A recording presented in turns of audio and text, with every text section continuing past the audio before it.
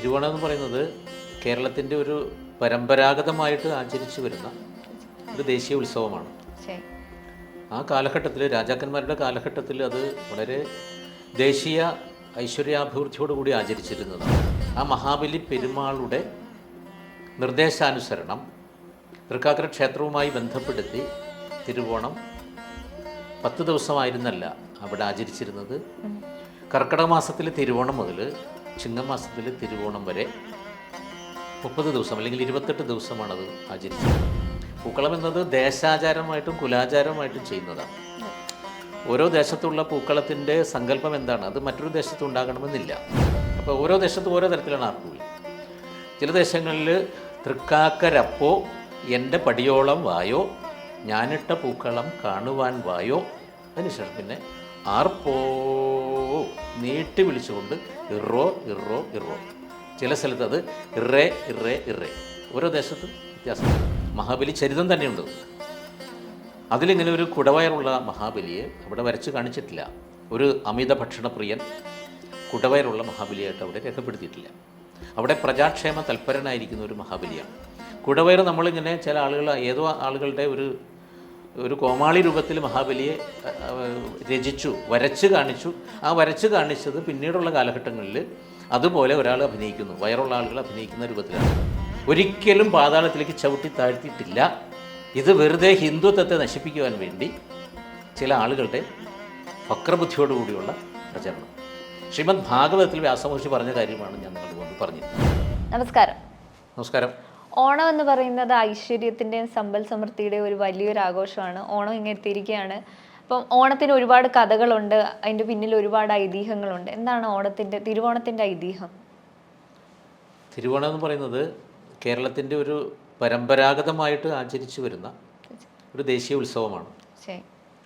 ആ കാലഘട്ടത്തിൽ, രാജാക്കന്മാരുടെ കാലഘട്ടത്തിൽ അത് വളരെ ദേശീയ ഐശ്വര്യാഭിവൃദ്ധിയോടുകൂടി ആചരിച്ചിരുന്നതാണ്.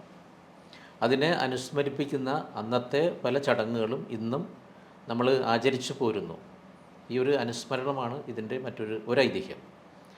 മറ്റൊരു ഐതിഹ്യം പറയുന്നത്, കേരളം ഭരിച്ചിരുന്ന കുലശേഖര പെരുമാക്കന്മാരുടെ കീഴിൽ അനവധി നാട്ടുരാജാക്കന്മാരുണ്ടായിരുന്നു. അവരുടെ ആസ്ഥാനം തൃക്കാക്കരയായിരുന്നു. അന്നത്തെ കാലഘട്ടത്തിൽ കാൽക്കരൈ എന്നാണ് അതിൻ്റെ പേര്. കാൽക്കരൈ രാജാക്കന്മാരെന്ന് പറയാം. അതിലേറ്റവും പ്രധാനപ്പെട്ട ഒരു രാജാവാണ് മഹാബലി പെരുമാൾ. ആ മഹാബലി പെരുമാളുടെ നിർദ്ദേശാനുസരണം തൃക്കാക്കര ക്ഷേത്രവുമായി ബന്ധപ്പെടുത്തി തിരുവോണം 10 ദിവസമായിരുന്നല്ല അവിടെ ആചരിച്ചിരുന്നത്. കർക്കിടക മാസത്തിൽ തിരുവോണം മുതൽ ചിങ്ങമാസത്തിൽ തിരുവോണം വരെ 30 ദിവസം അല്ലെങ്കിൽ 28 ദിവസമാണത് ആചരിച്ചിരുന്നത്. തീർച്ചയായും ഇത് പറയുമ്പോൾ നമ്മൾ പറയേണ്ട ഒരു കാര്യം, തൃക്കാക്കര വാമനമൂർത്തി ക്ഷേത്രത്തിൽ തിരുവോണത്തിന് ഒരുപാട് വലിയ ആഘോഷങ്ങൾ നടക്കുന്ന ഒരു ക്ഷേത്രം എന്ന് പറയുന്നത് തൃക്കാക്കര ക്ഷേത്രമാണ്.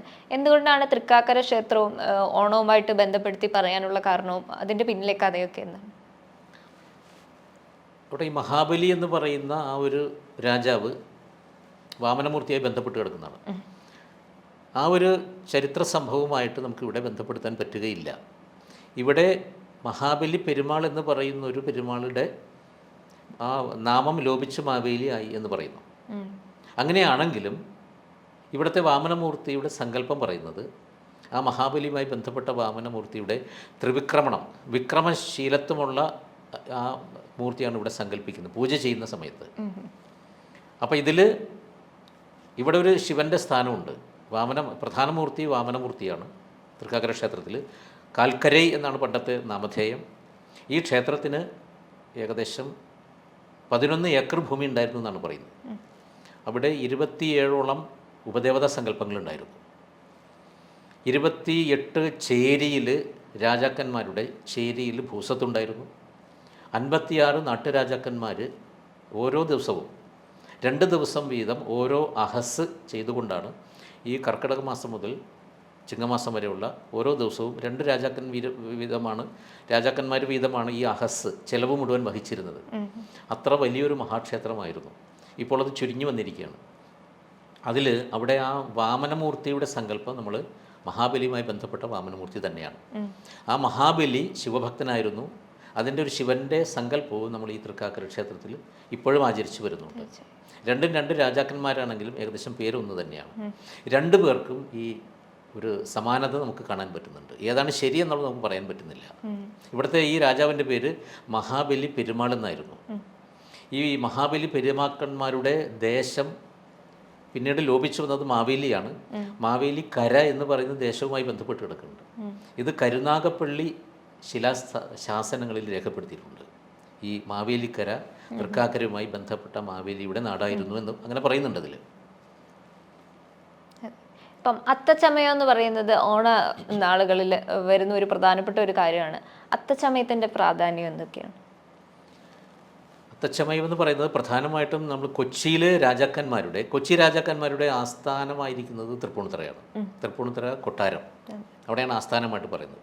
അപ്പോൾ തൃപ്പൂണിത്തുറ കൊട്ടാരത്തിൽ നിന്നും അത്തം നാൾ അന്ന് വലിയൊരു രാജകീയമായിരിക്കുന്ന ഘോഷയാത്ര ആ കാലഘട്ടത്തിലുണ്ടായിരുന്നു. ആന അമ്പാരി വാദ്യഘോഷത്തോടുകൂടി തൃക്കാക്കരയിലേക്ക് ഈ ഒരു ഘോഷയാത്രയായിട്ട് വന്നിരുന്നു. ഇതൊരു പ്രധാന ചടങ്ങായിരുന്നു അന്നത്തെ രാജവംശ സമയത്ത്. അതിപ്പോഴും നമ്മളത് വേറൊരു തരത്തിൽ നമ്മൾ ആചരിക്കുകയാണ് ചെയ്യുന്നത്. തൃപ്പൂണിത്തുറ കൊട്ടാരത്തിൽ ഇത് വളരെ ഗംഭീരമായിട്ട് ആ കാലഘട്ടത്തിൽ ആചരിച്ചതായി അത് ഇപ്പോൾ നമ്മൾ തൃക്കാക്കരയിലേക്ക് മാറുകയാണ്. തൃക്കാക്കരയും അന്ന് ഗംഭീരമായിരിക്കുന്ന ആഘോഷങ്ങളായിരുന്നു. ഇപ്പം തിരുവോണ ദിവസം, തിരുവോണമെന്ന് മാത്രമല്ല, ഇപ്പോൾ 10 ദിവസം അത്തം തൊട്ട് 10 ദിവസം എന്ന് പറയുന്നത് പൂക്കളം ഇടുന്നത് ഒഴിച്ചുകൂടാനാവാത്ത ഒരു ഏറ്റവും വലിയൊരു കാര്യമാണ്. തിരുവോണ ദിവസം ആകുമ്പോൾ വലിയ പൂക്കളം ഇടുന്നു. അപ്പം ഈ പൂക്കളം ഇടുന്നതിൻ്റെ, ഓണ ദിവസം പൂക്കളം ഇടുന്നതിൻ്റെ പ്രാധാന്യം എന്താണ്? പണ്ട് കാലത്ത് ഈ കോഴിക്കോട് സാമൂതിരി രാജാവിൻ്റെ നെടിയിരിപ്പ് സ്വരൂപം, കൊച്ചി രാജാവിൻ്റെ പെരുമ്പടപ്പ് സ്വരൂപം, ഈ രണ്ട് സ്വരൂപങ്ങളാണ് തൃക്കാക്കര ക്ഷേത്രത്തിൽ പ്രധാനമായും അവിടുത്തെ ആചാരങ്ങളും അനുഷ്ഠാനങ്ങളും ചെയ്തിരുന്നത്. ഇങ്ങനെ ക്ഷേത്രം നാശോന്മുഖമായ സമയത്ത് ഈ രണ്ട് രാജാക്കന്മാരും കൽപ്പിച്ചു, സാമൂതിരിയും കൊച്ചി രാജാവും, ഇനി ഓണാഘോഷങ്ങൾ അവരവരുടെ ആസ്ഥാനങ്ങളിൽ മതി, എല്ലാ ജനങ്ങളും അവരവരുടെ വീടുകളിൽ ഇത് ആചരിച്ചു കൊള്ളണം. അപ്പോൾ ഇത് തൃക്കാക്കര ഇത് ആചരിച്ചിരുന്ന ഏറ്റവും പ്രധാനപ്പെട്ട ഒരു ചടങ്ങാണ് പൂക്കളം. തൃക്കാക്കര ആ വാമനമൂർത്തിയുടെ മുമ്പിലുള്ള മുഖമണ്ഡപത്തിൽ ഈ രണ്ട് രാജാക്കന്മാരും അവരുടെ സഹായികളും കൂടിയാണ് അന്ന് പൂക്കളം ഇട്ടിരുന്നത്. അന്ന് പൂക്കളം മത്സരമൊന്നുമില്ല, ഇതൊരു ആചാരമായിട്ട് ചെയ്തിരുന്നതാണ്. ഈ പൂക്കളം പിന്നീട് കോഴിക്കോടും കൊച്ചിയിലും രാജാക്കന്മാരും, ഈ കോഴിക്കോടും ഈ ലോകത്തുള്ള കേരളത്തിലുള്ള എല്ലാവരും തിരുവോണ ദിവസം ഇവിടെ വന്ന് ഈ രാജാവിനെയും മൂർത്തിയെയും ദർശനം ചെയ്തിരുന്നു. വടക്ക് നിന്നും തെക്ക് നിന്നും എല്ലാ നാനാഭാഗത്തു നിന്നും വന്നിരുന്നു.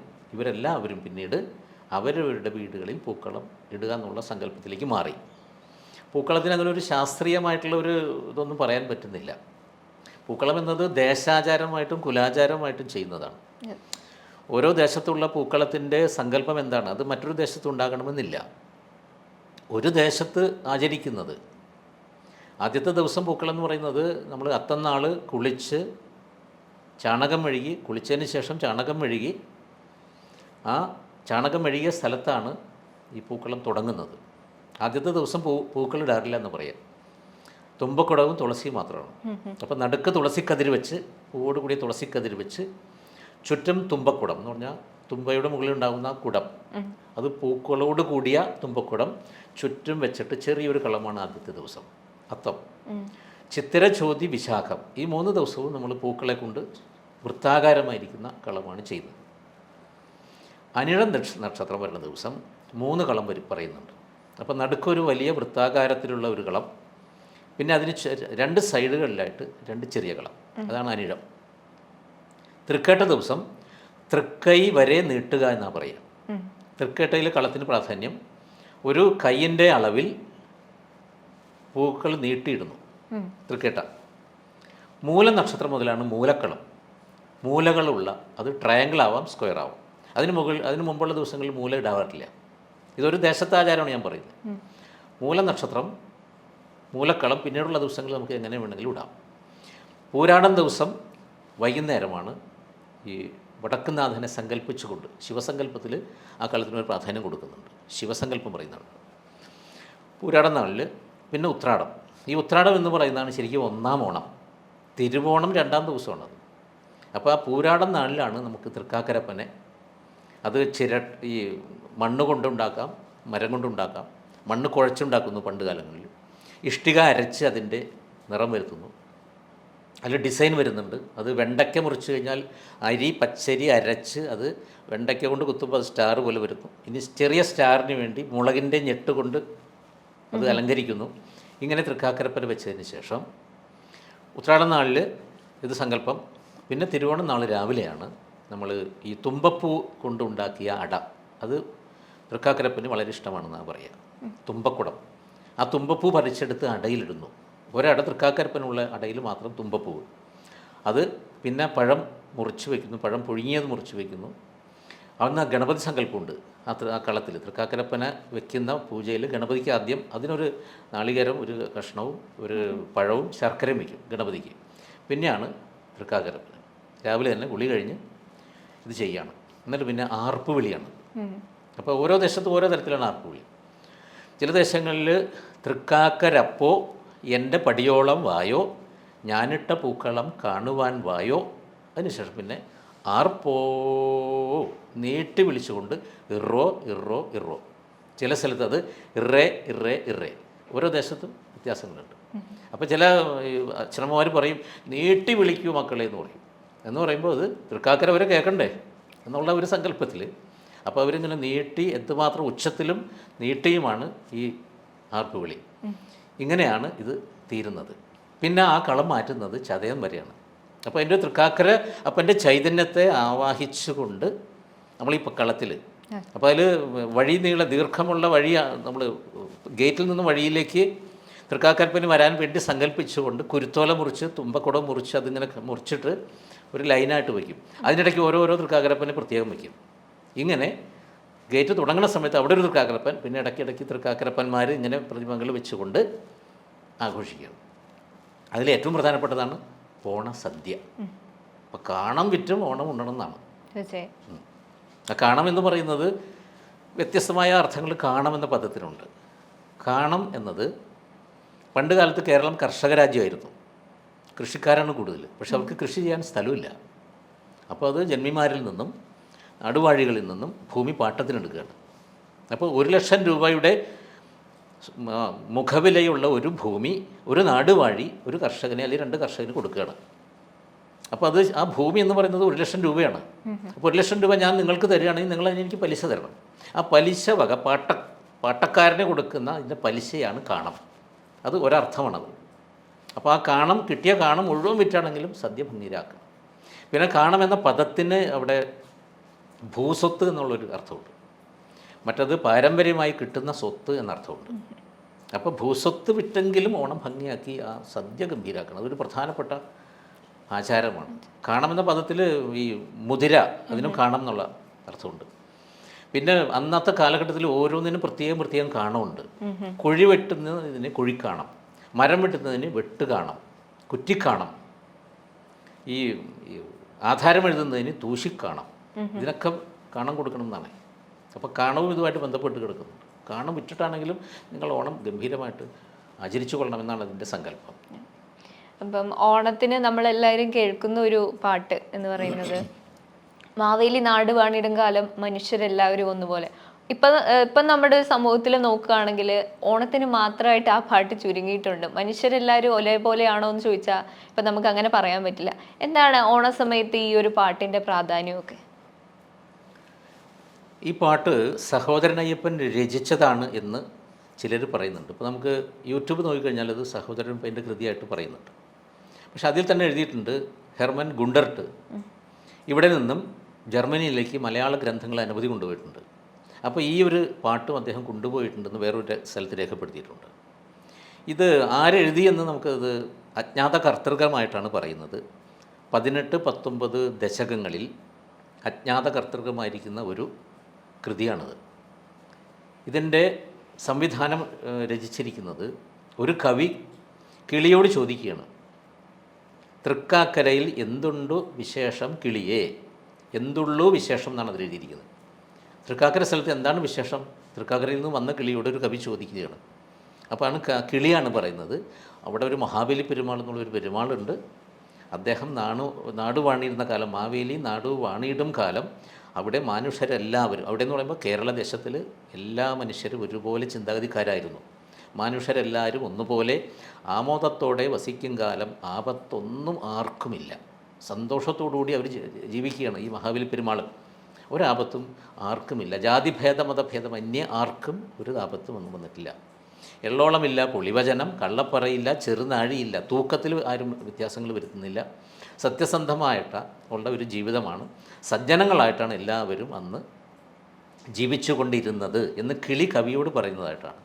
അപ്പോൾ ഇത് ഈ കൃതിയെപ്പറ്റി ഉള്ളൂർ കേരള സാഹിത്യ ചരിത്രത്തിൽ 4ാമത്തെ ഭാഗത്തിൽ ആ ബുക്കിൽ രേഖപ്പെടുത്തിയിട്ടുണ്ട്. സാഹിത്യരചനയുമായി ബന്ധപ്പെടുത്തി ഈ കൃതിക്ക്, ഈ പാട്ടിന് വലിയൊരു മഹത്വം പറയാനില്ല. പക്ഷെ ഒരു തന്മയത്വമുണ്ട് ഈ വരികൾക്ക്. ഇതിലെ മിക്ക ഈരടികളും മൂവടികളായിട്ടാണ് രേഖപ്പെടുത്തിയിരിക്കുന്നത് എന്ന് ഉള്ളൂർ അഭിപ്രായപ്പെട്ടിട്ടുണ്ട്. അപ്പോൾ ഇത് വളരെ പുരാതനമായിരിക്കുന്ന ഒരു കൃതിയായിട്ടാണ് പറയേണ്ടത്. സഹോദരനപ്പൻ എഴുതിയെന്ന് പറയുന്ന കൃതി യൂട്യൂബിൽ കിടക്കുന്നുണ്ട്. ഇത് കൃതി നോക്കിക്കഴിഞ്ഞാൽ നിങ്ങൾക്കത് കാണാം. അത് ഏകദേശം ഒരേ വരികൾ തന്നെയാണ്. ഇത് രണ്ടും ഒന്നാണോ രണ്ടാണോ എന്ന് പറയാൻ പറ്റുന്നില്ല. ഈ 2 തരത്തിൽ തന്നെ ഒരു അഭിപ്രായ വ്യത്യാസങ്ങളും പറയുന്നുണ്ട്. തീർച്ചയായും. ഇപ്പം മഹാബലി എന്ന സങ്കല്പം നമുക്കെല്ലാവർക്കും ഇപ്പം അറിയാവുന്ന ഒരു സങ്കല്പം കുടവയറുള്ള മഹാബലി. അതുപോലെ തന്നെ മഹാബലിയെ കുറിച്ച് പറയുമ്പോൾ പാതാളത്തിലേക്ക് ചവിട്ടി താഴ്ത്തി എന്നൊക്കെയാണ്. ഇത് ഈ 2 സങ്കല്പങ്ങളിലെ യാഥാർത്ഥ്യം എന്നൊക്കെയാണ്. മഹാബലി ചരിതം എന്നത് വ്യാസമഹർഷി ശ്രീമദ് ഭാഗവതത്തിൽ അഷ്ടമസ്കന്ധത്തിൽ രേഖപ്പെടുത്തിയിട്ടുണ്ട്. മഹാബലി ചരിതം തന്നെയുണ്ട്. അതിലിങ്ങനെ ഒരു കുടവയറുള്ള മഹാബലിയെ അവിടെ വരച്ച് കാണിച്ചിട്ടില്ല. ഒരു അമിത ഭക്ഷണപ്രിയൻ കുടവയറുള്ള മഹാബലിയായിട്ട് അവിടെ രേഖപ്പെടുത്തിയിട്ടില്ല. അവിടെ പ്രജാക്ഷേമ തൽപരനായിരിക്കുന്ന ഒരു മഹാബലിയാണ്. കുടവയർ നമ്മളിങ്ങനെ ചില ആളുകൾ, ഏതോ ആളുകളുടെ ഒരു കോമാളി രൂപത്തിൽ മഹാബലിയെ രചിച്ചു, വരച്ച് കാണിച്ചു. ആ വരച്ച് കാണിച്ചത് പിന്നീടുള്ള കാലഘട്ടങ്ങളിൽ അതുപോലെ ഒരാൾ അഭിനയിക്കുന്നു, വയറുള്ള ആളുകൾ അഭിനയിക്കുന്ന രൂപത്തിലാണ്. ഇത് ശരിയായിട്ട് തോന്നണില്ല. പിന്നെ ചവിട്ടി താഴ്ത്തി എന്ന് പറയുന്നത് ഒരു കാരണവശാലും അംഗീകരിക്കാൻ പറ്റുന്ന ഒരു കാര്യമല്ല. അത് ശ്രീമദ് ഭാഗവതം വായിച്ചു കഴിഞ്ഞാൽ നിങ്ങൾക്കത് മനസ്സിലാക്കാൻ പറ്റും. അപ്പോൾ അസുര ചക്രവർത്തിയാണ് മഹാബലി, പ്രജാക്ഷേമ തൽപരനാണ്, ശിവഭക്തനാണ്. ആ ആണ് എന്നതിൻ്റെ ഒരു ആസ്ഥാനം തൃക്കാക്കരയിലുണ്ട്. അപ്പോൾ ഇതുമായിട്ട് ബന്ധപ്പെട്ട് കിടക്കുന്നുണ്ട്. മഹാബലി സ്ഥാനം ഇപ്പോഴും ഉണ്ട് അവിടെ. അത് മഹാബലി പെരുമാളിൻ്റെ ആണോ മഹാബലിൻ്റെ ആണോ എന്നുള്ളത് നമുക്ക് പറയാൻ പറ്റുന്നില്ല. രണ്ടും ബന്ധപ്പെട്ട് കിടക്കുന്നുണ്ട് എന്ന് പറയാൻ കാരണം അവിടെയുള്ള വാമനന് ചെറിയ വാമന രൂപത്തിലല്ല അവിടെ സങ്കല്പം. 2 അടി ഉയർന്നതിന് ശേഷം ത്രിവിക്രമശീലമുള്ള മഹാബലിനെ അവിടെ ഒരു വാമനെയാണ് അവിടെ പൂജിക്കുന്നത്, സങ്കല്പം, ധ്യാനസങ്കല്പം ചെയ്യുന്നത്. അപ്പോൾ അങ്ങനെ ഈ അസുര ചക്രവർത്തി അസൂയാരൂപത്തിലാണ് രാജ്യം ഭരിക്കുന്നത്. എല്ലാവർക്കും സുഖസമൃദ്ധിയോടുകൂടി ജീവിക്കുകയാണ്.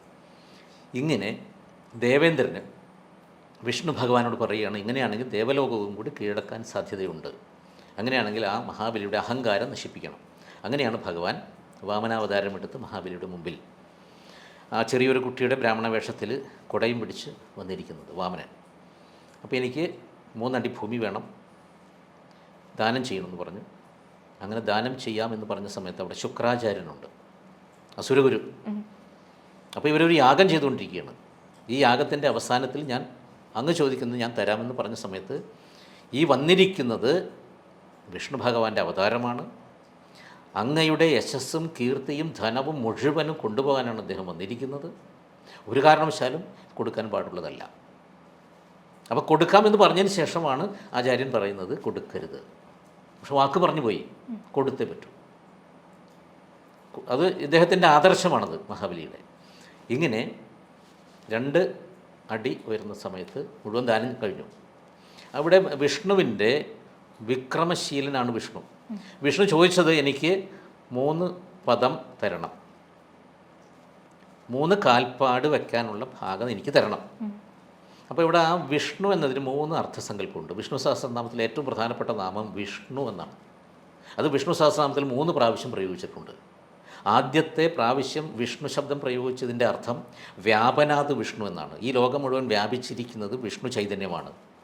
രണ്ടാമത്തെ വിഷ്ണു എന്ന പദത്തിൻ്റെ അർത്ഥം ത്രിവിക്രമശീലമുള്ളതുകൊണ്ട്. വിക്രമത്വം എന്ന് പറഞ്ഞാൽ മുഴുവനും അളന്ന് വ്യാപ്നോദീതി വിഷ്ണു എന്നല്ല, വിക്രമണാത് വിഷ്ണു രണ്ടാമത്തെ അർത്ഥം. ആ വിക്രമണം ഉള്ളതുകൊണ്ട് ഈ ഭൂമി മുഴുവനും ഈ ദേവതയുടെയാണ്. മറ്റത് ഭൂമിയിൽ വ്യാപിച്ചിരിക്കുന്നു. മൂന്നാമത്തെ വിഷ്ണുവിൻ്റെ അർത്ഥം ഛന്ദസ്സുകളെ കൊണ്ട്, ഛന്ദസ്സുകളുടെ ശക്തികളെ കൊണ്ട് യാത്ര ചെയ്യുന്നവനാണ് വിഷ്ണു. ഇവിടെ രണ്ടാമത്തെ അർത്ഥകൽപ്പനയിൽ വിഷ്ണു ഭഗവാൻ ചോദിച്ചത്, ഈ ത്രിവിക്രമശീലമുള്ള വിഷ്ണു ഭഗവാൻ ചോദിച്ചത്, എനിക്ക് 2-3 അടി ഭൂമി തരണം എന്ന് പറയാൻ. ഭൂമി, സ്വർഗ്ഗം, പാതാളം എല്ലാം ഭഗവാന്റെ തന്നെയാണ്. അതിൽ ഭൂമിയിലെ ഭാഗമാണ് എനിക്ക് ചോദിച്ചത് ഭഗവാൻ. അവിടെ യാതൊരു വ്യാജവും നമുക്ക് കാണാൻ പറ്റുന്നില്ല. നമ്മുടെ ഒരു തട്ടിപ്പ് രൂപത്തിൽ അദ്ദേഹം വന്നു എന്നുള്ളത് നമുക്ക് പറയാൻ പറ്റുന്നില്ല. ആ ഭാഗവതം വായിച്ച് കഴിഞ്ഞാൽ അത് വ്യക്തമായിട്ട് നമുക്ക് മനസ്സിലാക്കാൻ പറ്റും. ഇങ്ങനെ അളന്ന് കഴിഞ്ഞതിന് ശേഷം ഇനി അളക്കാൻ ഭൂമിയില്ല. അപ്പോൾ തല കാണിച്ചു, തലയിൽ ചവിട്ടിക്കൊള്ളുന്നു പറഞ്ഞു. ഇങ്ങനെ ഈ തലയിൽ ചവിട്ടുവാൻ എത്തിയ ഭാഗത്ത് ആ സന്ദർഭത്തിൽ എന്താണ് സംഭവിച്ചത്? മഹാവിഷ്ണുവിൻ്റെ നവധാഭക്തി സങ്കല്പമുണ്ട്. അത് വ്യാസൻ പറഞ്ഞിട്ടുണ്ട്. ശ്രവണം, കീർത്തനം, സ്മരണം, പാദസേവനം, അർച്ചനം, വന്ദനം, ദാസ്യം, സഖ്യം, ആത്മനിവേദനം. 8 ഭാവതലങ്ങൾ, ഭക്തിയുടെ തലങ്ങൾ കഴിഞ്ഞതിന് ശേഷം ആത്മനിവേദന ഭക്തി, അതിൻ്റെ ഉത്തമ ഉദാഹരണമാണ് മഹാബലി. ആത്മാവ്, എൻ്റെ ശരീരവും മനസ്സും ബുദ്ധിയും ഞാൻ ദാനം ചെയ്യുന്നു. ഞാൻ ഇത്രയും നാൾ സമ്പാദിച്ച തപസ്, വപുസ്, ഇതെല്ലാം ഞാൻ അങ്ങക്ക് ദാനം ചെയ്യുന്നു. ഈ ഒരു ഭാവത്തിലേക്ക് മഹാബലി എത്തി നിൽക്കുകയാണ്. അഹങ്കാരം നശിച്ചുകൊണ്ടിരിക്കുന്നു മഹാബലിയുടെ. ഈ അഹങ്കാരത്തെ നശിപ്പിക്കുവാൻ വേണ്ടിയാണ് ഭഗവാൻ ഇങ്ങനെ വന്നത്. അങ്ങനെ അഹങ്കാരം നശിച്ചു. ഈ സമയത്ത് ഭഗവാൻ പറയുന്നുണ്ട്, ഞാൻ എന്തുമാത്രം ഇവൻ്റെ സ്വത്ത് മുഴുവൻ, ഞാൻ ചോദിച്ചത് മുഴുവൻ ഇവൻ തന്നെനിക്ക് കഴിഞ്ഞു. എന്നിട്ടും അവൻ്റെ ഭാവം എന്താണ്? എൻ്റെ കയ്യിലൊന്നും ബാക്കിയില്ലല്ലോ എന്ന ഭാവം അവനില്ല. ഇത് ഭഗവാൻ പറയുന്നുണ്ട് അവിടെ. മുഴുവൻ തന്നതിന് ശേഷം എൻ്റെ കയ്യിലൊന്നും ബാക്കിയില്ല എന്നുള്ള ഭാവം മഹാബലിക്ക് വന്നിട്ടില്ല. മാത്രമല്ല, ഇവൻ സത്യം പരിപാലിച്ചു, പറഞ്ഞ വ്യവസ്ഥ അവൻ പാലിച്ചിരിക്കുന്നു. അതുകൊണ്ട് എനിക്കിവനെ അംഗീകരിക്കാതെ പറ്റില്ല. അതുകൊണ്ട് നീ ഒരു കാര്യം ചെയ്യൂ, നിന്നെ എന്ന് പറയുന്ന രാജ്യത്തിലേക്ക് ഞാനിപ്പോൾ വിടുകയാണ്. അടുത്ത സാവർണി മന്വന്തരത്തിൽ നിന്നെ ദേവേന്ദ്രനായിട്ട് ഞാൻ വാഴിക്കുന്നുണ്ട്. ഇപ്പോൾ നീ വിശ്വകർമാവിനാൽ നിർമ്മിതമായിരിക്കുന്ന അസുരന്മാർ മാത്രം ജീവിക്കുന്ന ഒരു ലോകമാണത്. ദാനവന്മാരും ദൈത്യന്മാരും ജീവിക്കുന്ന ലോകമാണ് ഈ സുതലം. പക്ഷെ അത് നിർമ്മിതമായിരിക്കുന്ന ഒരു ലോകമാണ്. അപ്പോൾ ഗുണങ്ങളോട് കൂടിയിരിക്കുന്ന ഒരു ലോകമാണ്. ഈ ലോകത്തിൽ ദേവലോകത്തുള്ളവർ വസിക്കാൻ താല്പര്യപ്പെടുന്നുണ്ട്. ഇങ്ങനെയുള്ള ഒരു ലോകത്തിൻ്റെ രാജാവായി ഞാൻ ഇപ്പോൾ നിന്നെ വാഴിക്കുന്നു. അവിടെ മുഴുവൻ അസുരന്മാരാണ്. ഈ അസുരന്മാരുടെ അസുരത്വം നിന്നെ ബാധിക്കുകയില്ല. നിന്നിൽ എൻ്റെ ദൃഷ്ടി എപ്പോഴും ഉണ്ടായിരിക്കും. ഈ മന്വന്തരം കഴിഞ്ഞ് സാവർണി മന്വന്തരത്തിൽ നിന്നെ ദേവേന്ദ്രനായിട്ട് ഞാൻ വാഴിക്കാം. മംഗളം ഭവിക്കട്ടെ എന്ന് പറഞ്ഞ് ഭഗവാൻ ഇദ്ദേഹത്തെ അയച്ചു എന്നാണ് ആ ലോകത്തിലേക്ക്. ഒരിക്കലും പാതാളത്തിലേക്ക് ചവിട്ടി താഴ്ത്തിയിട്ടില്ല. ഇത് വെറുതെ ഹിന്ദുത്വത്തെ നശിപ്പിക്കുവാൻ വേണ്ടി ചില ആളുകളുടെ വക്രബുദ്ധിയോടുകൂടിയുള്ള പ്രചരണം. ശ്രീമദ് ഭാഗവതത്തിൽ വ്യാസമഹർഷി പറഞ്ഞ കാര്യമാണ് ഞാൻ നിങ്ങളുടെ മുമ്പിൽ പറഞ്ഞിരിക്കുന്നത്. അത് പാതാളം എന്ന് പറയുന്നത്, സുതലം എന്ന് പറയുന്ന ആ ലോകം, 14 ലോകങ്ങളിൽ അതിലൊരു ലോകമാണ് സുതലം. അതിലേക്കാണ് ഇദ്ദേഹത്തെ വിട്ടിരിക്കുന്നത്. അപ്പോൾ ഇതിൽ ഈ മഹാബലി തരുന്ന സന്ദേശം എന്താണ്? വ്യാസമഹർഷി ഈ കഥ നമുക്ക് തന്നിരിക്കുന്ന ഒരു സന്ദേശമാണ്. ഈ ശുക്രാചാര്യൻ ശപിക്കുന്നുണ്ട് മഹാബലിയെ. ആ ഗുരുവിൻ്റെ ശാപം ഏതൊരു രാജാവിനും ഏൽക്കാൻ സാധ്യതയുണ്ട്. അതുകൊണ്ട് നിങ്ങൾ ഗുരുശാപം മേടിക്കരുത് എന്ന തത്വം നിങ്ങൾ മനസ്സിലാക്കണം. ഇത് ഒരു സന്ദേശമാണ് കഥയുടെ. രണ്ടാമതൊരു സന്ദേശമുണ്ട്. അസുരകുലത്തിൽ ജനിച്ച ആ അസുരന് സാത്വികമായിരിക്കുന്ന ഗുണങ്ങളുള്ള അവർ പോലും പോകാൻ ആഗ്രഹിക്കുന്ന ലോകത്തിലേക്ക് വിടുന്നു. ആ ഭഗവാന്റെ നാമത്തിൽ ഉറച്ച വിശ്വാസം മഹാബലിക്കുണ്ട്. ഭഗവാനിൽ ഭക്തിയുണ്ട്. ഇത് മഹാബലിയെ ധന്യനാക്കണമെന്നുള്ളൊരു ഭാവം ഭഗവാന് വന്നു കഴിഞ്ഞു. ഇത് തന്നെയാണ് ഈ ക്രൂരമ്മ മുതലായ ഗുരുവായൂർ ഒരു സംഭവം ഉണ്ടായിട്ടുണ്ട്. ഒരു ഭക്തന് വയറുവേദന സഹിക്കാൻ പറ്റുന്നില്ല. അപ്പോൾ വില്ലുമംഗലവും കൃഷ്ണനും ഡെയിലി സംസാരിക്കുന്നുണ്ട്. വൈകുന്നേരം ഇന്നത്തെ സംഭവങ്ങൾ എങ്ങനെയാണ്, അമ്പലത്തിൽ എന്തൊക്കെയാണ് വരുമാനം എന്നൊക്കെ ചോദിച്ചു. ഇതിങ്ങനെ പറയുന്ന സമയത്ത് ഒരു ഭക്തൻ കൃഷ്ണനോട്, ഈ വില്ലുമംഗലത്തിനോട് പറഞ്ഞു, വില്ലുമംഗലം, എനിക്ക് ഭയങ്കര വയറുവേദന എടുക്കുന്നുണ്ട്, ഇതൊന്ന് മാറ്റാൻ എന്തെങ്കിലും വഴിയുണ്ടെന്നുള്ളത് നാളെ കൃഷ്ണനോടൊന്ന് ചോദിക്കാമോ? നാളെ ഞാൻ ചോദിച്ചിട്ട് മറുപടി പറയാമെന്ന് പറഞ്ഞു. അങ്ങനെ അന്ന് പിറ്റേ ദിവസം, കൃഷ്ണ, ഒരു ഭക്തൻ, അങ്ങയുടെ ഭക്തനാണ് അദ്ദേഹം, ആ ഭക്തന് വയറുവേദന സഹിക്കാൻ പറ്റുന്നില്ല, ഇത് മാറ്റാൻ വല്ല വഴിയുണ്ടോയെന്ന് അദ്ദേഹം ചോദിച്ചു. അപ്പോൾ കൃഷ്ണൻ പറഞ്ഞു, ഇത് 7 ജന്മങ്ങളിൽ വയറുവേദന അനുഭവിക്കേണ്ടവനാണ്, അത്രയും ദുഷ്കർമ്മം മുൻജന്മത്തിൽ ചെയ്തവനാണ് അവൻ, ഇത് മാറ്റാൻ പറ്റില്ല എന്ന് പറഞ്ഞേക്കാൻ പറഞ്ഞു. അങ്ങനെ പിറ്റേ ദിവസം വില്ലുമംഗലം പറഞ്ഞു, ഇത് മാറ്റാൻ സാധ്യമല്ല എന്നാണ് പറഞ്ഞത്. അങ്ങനെ വളരെ വിഷമത്തോടു കൂടി ഒരിക്കൽ കുറൂരമ്മയെ കണ്ടു ഈ ഭക്തൻ. അപ്പോൾ കുറൂരമ്മയോട് ചോദിച്ചു, ഇതൊന്ന് മാറ്റാൻ പറ്റുമോ? നാളെ ഇങ്ങോട്ട് വന്നോളാം, ഞാൻ മാറ്റിത്തരാമെന്ന് പറഞ്ഞു. അങ്ങനെ നാളെ വന്നു അച്യുതായ നമ, അനന്തായ നമ, ഗോവിന്ദായ നമ എന്നുള്ള മന്ത്രം ജപിച്ചുകൊണ്ട് അന്നം ദാനം ചെയ്തു, ഭക്ഷണം കൊടുത്തു. ഈ ഭക്ഷണം കഴിച്ച സമയത്ത് രോഗം മാറി. ഈ ഒരു സംഭവം പിന്നീട് വില്ലുമംഗലത്തെ കണ്ട സമയത്ത് കൃഷ്ണൻ പറഞ്ഞത് കുറൂരമ്മ എങ്ങനെ മാറ്റി വില്ലുമംഗലം എന്നൊരു ചോദ്യം ചോദിച്ചു ഇവർ. ഇതിങ്ങനെ തന്നെ വില്ലുമംഗലം കൃഷ്ണനോട് ചോദിച്ചു, എന്താണ് സംഭവം, അങ്ങ് പറഞ്ഞ വാക്ക് മാറ്റിപ്പോയില്ലേ? അപ്പോഴാണ് ഭഗവാൻ പറയുന്നത്, കുറൂരമ്മ എന്ന് പറയുന്ന ഭക്തയ്ക്ക് എൻ്റെ നാമങ്ങളിൽ വിശ്വാസമുണ്ട്, തീവ്രമായിരിക്കുന്ന ഭക്തി കുറൂരമ്മയ്ക്കുണ്ട്. വില്ലുമംഗലത്തിന് എൻ്റെ നാമത്തിൽ വിശ്വാസമില്ല, സംശയം വന്നു, അതുകൊണ്ടാണ് എന്നോട് ചോദിക്കേണ്ടി വന്നത്. കൃഷ്ണ ഞാൻ എന്ത് ചെയ്യണം എന്നുള്ളത് അങ്ങക്ക് ചോദിക്കേണ്ടി വന്നു, പക്ഷേ കുറൂരമ്മ എന്നോട് ചോദിച്ചിട്ടില്ല. എൻ്റെ നാമങ്ങളിൽ കുറൂരമ്മയ്ക്ക് വിശ്വാസമുണ്ട്. കുറൂരമ്മ എല്ലാ ദിവസവും ജപിക്കുന്ന ഒരു നാമമുണ്ട്, അച്യുതായ നമ, അനന്തായ നമ, ഗോവിന്ദായ നമ. അതുകൊണ്ട് കുറൂരമ്മയ്ക്ക് രോഗമുണ്ടായിട്ടില്ല എന്നാണ് പറയുക. ഈ നാമം ഏതൊരു മനുഷ്യൻ ജപിച്ചു കഴിഞ്ഞാലും അവരുടെ രോഗങ്ങൾ മാറ്റാൻ പറ്റും. ഇതിന് നാമത്രയീ വിദ്യ എന്ന് പറയുന്ന ഒരു വിദ്യയാണ് എന്ന് പരശുരാമ കൽപ്പസൂത്രം എന്ന് പറയുന്ന തന്ത്രഗ്രന്ഥത്തിൽ വ്യക്തമായിട്ട് പറയുന്നുണ്ട് ഈ നാമം. അപ്പോൾ ഈ നാമം എല്ലാവരും ജപിച്ചുകൊള്ളുക. ഈ നാമത്തിൽ ഇരിക്കുന്ന വിഷ്ണു ഭഗവാന്റെ അനുഗ്രഹം എല്ലാവർക്കും ഉണ്ടാകട്ടെ. തിരുവോണാശംസകൾ നേരുന്നു. വാമനമൂർത്തിയുടെ അനുഗ്രഹം ഉണ്ടാകട്ടെ, മഹാബലിയുടെ അനുഗ്രഹം ഉണ്ടാകട്ടെ, മാവേലി പെരുമാളിൻ്റെ അനുഗ്രഹവും എല്ലാവർക്കും ഉണ്ടാവട്ടെ. നന്ദി, നമസ്കാരം. നന്ദി.